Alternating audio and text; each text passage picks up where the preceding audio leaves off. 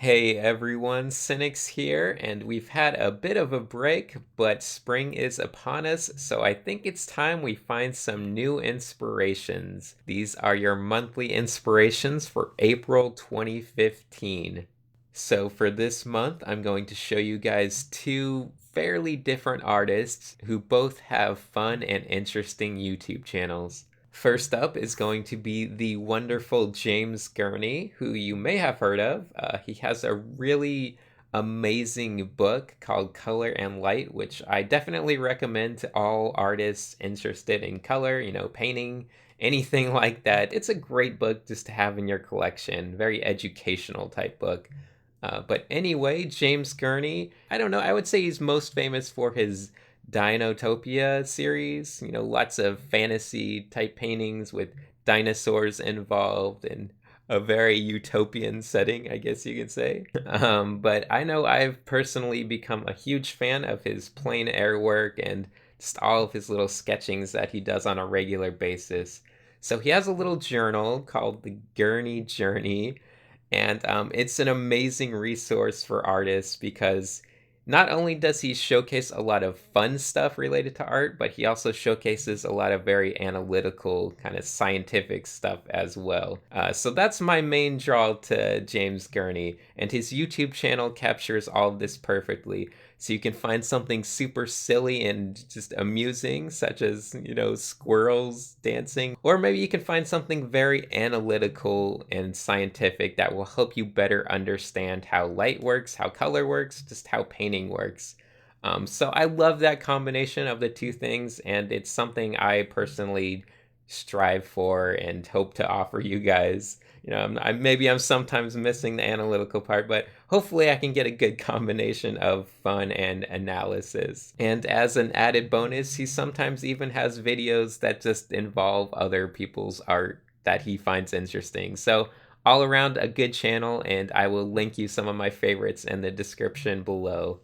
The next artist I want to mention is Jake Parker, and he is predominantly a comic book artist, but he's done work in movies and children's books and all kinds of stuff as well. His art tends to fill me with a lot of positivity and kind of happiness.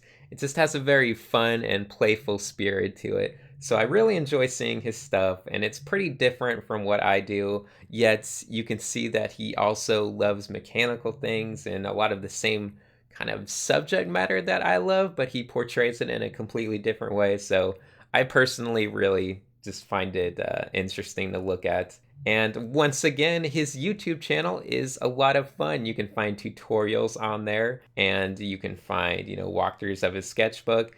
And one of the personal favorite things that he recently did was a kind of look back of an old example of his comic books and then a recent example of his comic books and talked about what he learned, over his journey so far. And I thought that was just a great video. So I'm going to recommend that you all check that out, and it'll be in the description below. So yeah, Jake Parker, definitely a guy to watch out for. And I feel like he's always doing something positive for the art community as well.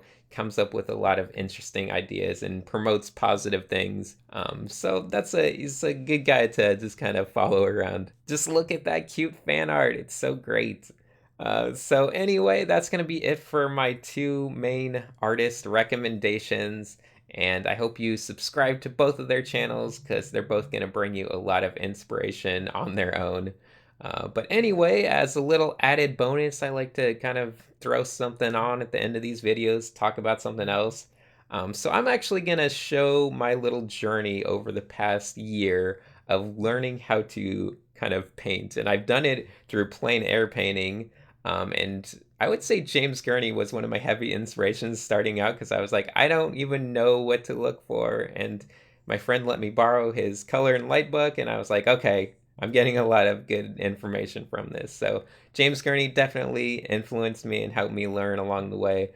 So that's my tie-in to this video. But anyway, let's just jump right into it. So I had no prior experience with paints at all, and I thought acrylics would be a good place to start. I don't know if it is, but at least it's not as messy or intricate as oils and maybe a little easier to control than things like watercolor. So acrylic seems like an okay place to start. Maybe gouache would be better. I'm not really sure what I would recommend to people, but I had fun with it. So you can see the very first time I went out, I was just working in my sketchbook on sketchbook paper, which doesn't really take too kindly to water. But, I experimented. I did a lot of little thumbnail type stuff. And my main problem, just at first, which obviously I never ran into with digital painting, was that I don't know how to mix colors at all. So that was my main struggle for a lot of the first times. I'm basically just, using the colors at full blast and not really knowing how to mix them properly to get all the colors that I want to get. I was trying to use things I already knew about art, but for some reason, once you get out there and start painting with something you're not used to, a lot of what you know about art just seems to get forgotten as you focus on your medium and trying to control these paints. So you can see here, I tried doing a building. That wasn't too good.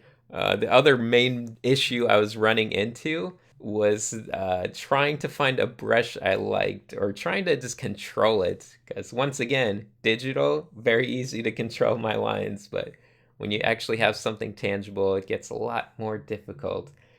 So you can see a lot of these first ones, they're kind of iffy. There's some little improvements. I learned to desaturate more as I went along. I learned to control my paint mixing a little better. But the main thing I think I wasn't noticing, and if you look at some of these, you'll see it right away, is that the compositions are just pretty terrible. A lot of times I'm putting the horizon right in the middle of my, composition, which is a horrible thing to do. And, I eventually started realizing this later on, but yeah, try to get your horizon either high or low on the page. You don't want it right in the middle, especially when you're doing such a boring, like, far away view of a very simple landscape. And try to know what your weaknesses are. So maybe drawing little details and stuff is a big weakness. So eventually you just kind of figure it all out and you start refining things. So you can see there's a lot more little color studies. And eventually I started getting really sick of trying to work on a sketchbook because it would just warp the paper and I felt like I couldn't really experiment with the medium. So eventually I switched from my regular sketchbook to a mixed media sketchbook so at least the paper would hold up. And that was fun, that helped a bit, although it does have a bit of a grain, a canvas to it that I'm not a huge fan of in hindsight. But I kept trying to learn things. You can see here I kind of picked up that I can do trees a lot better if I just kind of block in the darkness and then just kind of go over it with little highlights of the bark. And that seemed a lot better. But I'm still running into a lot of big problems, obviously, with planning out my composition beforehand. You can see this one just overlooking the freeway. It's somewhere in, I don't know, Irvine, I think it was, South Irvine. You can see I have these wooden posts and they're so horribly compositioned into the piece. They just have that horrible tangent where they line up with that whole horizon line. So things like that, they just weren't occurring in my brain. And obviously I'm still just struggling so much with thin lines and getting real good control over everything. So I kept working, and you can see a lot of time spent at Laguna beaches. I think some of these are mostly Laguna Beach, all these beach ones. And there's some foresty ones, which are usually around Irvine. If it's like a tree, it might be Irvine, it might be UCI. And yeah, there's mixing time. Sometimes I'm a little happy, but a lot of these I'm just very frustrated. You can see this beach one. I got frustrated and I just started throwing like heavy colors in, not really mixing anything.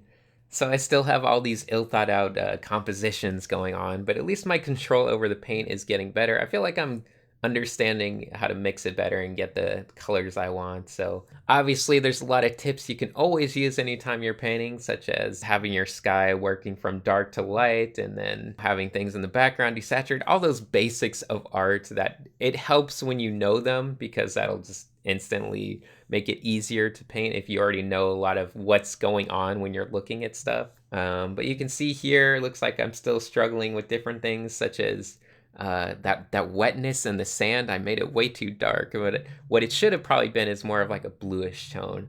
And it was around here, I think, where I started to realize, okay, it's not all about just trying to recreate what you see, but maybe playing with what you see just a little bit. Maybe just the colors can be altered in different ways. So the shadows can be a little more blue than they actually look, or maybe the warm things. So you really have a good play of warm and cold. So eventually I would get better at that, but it was around here where I started realizing it. And I did some fun things. These are some rocks. I brought in a lot of different colors. So I like playing more with experimental colors and not really focusing on trying to do what you see so much. Because I think also if you just focus on what you see, it tends to get very monochromatic for some reason. Because you're looking at the large blocks of shape and value and hue, and it just, I don't know, the little like kind of fun colors get lost in the shuffle. So anyway, let's see what else we got. This one was kind of fun because it was at Fashion Island over in Newport Beach. Is it Newport? I don't remember. But over there in Fashion Island, if you ever go there, you can probably find the chair I was sitting in. Won't that be exciting for you?